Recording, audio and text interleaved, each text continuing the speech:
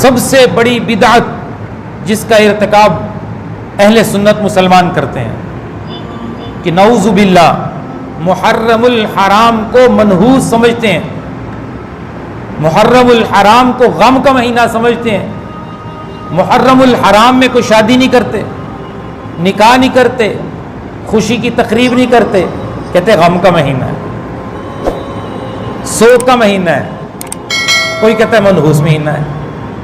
اللہ تعالیٰ محرم کا مقام بیان کریں، رسول اللہ صلی اللہ علیہ وسلم محرم کی فضیلت بیان کریں، شریعت محرم کو بابرکت مہینہ بتائے، اور آج کا مسلمان اس کے الٹ ذہن رکھے تو بتاؤ یہ اس کا نظریہ اسلام سے متصادم نہیں ہو رہا؟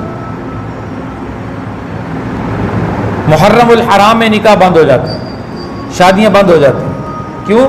نحوست ہے، کوئی کہتا نحوست ہے نعوذ باللہ، کوئی کہتا غم کا مہینہ۔